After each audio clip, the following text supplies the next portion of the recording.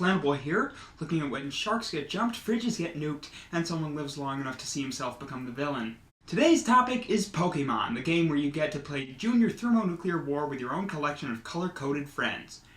This was the point where your collecting stopped being a fad and started being a mental disorder. And if you are a 5-year-old with high fructose corn syrup for blood like I was in 1999, I'll bet you had to catch them all too. I had cards, manuals, played the game, watched the TV show. I even went to see the Pokémon musical, based on the movie. I mean, just listen to that theme song. If you don't have Pokémon fever by the end of it, then, hold on a second. Heyo. Give me my epic metal back, you flannel-wearing freak! I'm sorry, who is this? This is the 80s, not cool. When it comes to inspirational power ballads, we agreed that was my territory. I'm sorry, when did I ever talk to you before? Oh god, is this not the 90s? No, this is Flannel Boy. Sorry dude. Wrong number. Later. Okay. Moving on. So the date I'm giving for the shark jumping of Pokémon is the 14th of October 2000. That was the date Pokémon Gold and Silver were released in the United States. Now, while I didn't like the subsequent generations of Pokémon, it was mainly because I was too lazy to catch 200 more of them. But there is one thing I can't stand about this. No, it's not the TV episodes where James had boobs or the one that caused seizures.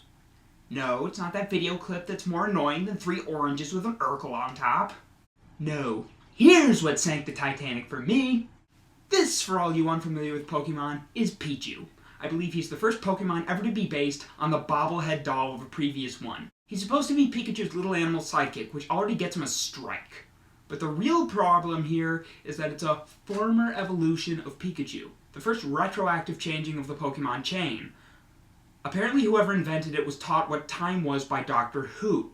Now, I know I can't expect logic out of a game where you can put a bike in a bag. But here goes.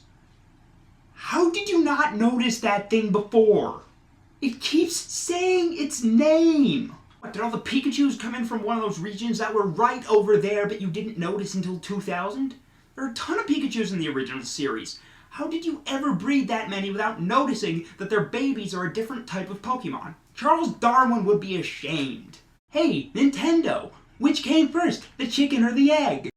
Oh, obviously the chicken. They'd been around for years before they developed a system of breeding in the late 1970s. They were pushing it with the riding a Pidgey stuff, but this is a continuity error. Those shows you watched were wrong. The cards you have, wrong. This isn't a new installment of a franchise, it's a software update to correct the mistakes. And for a show that has run continuously since the mid-90s, to have a blaring continuity mistake that invalidates the first 5 seasons, it's like that theory where Pokemon is all in Ash's head just because he got knocked out in the first episode of the series.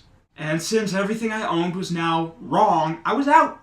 I quit the series for one that made more logical sense, you know, with sponges living in pineapples under the sea. 2000, everybody, the year Pokemon jumped the shark.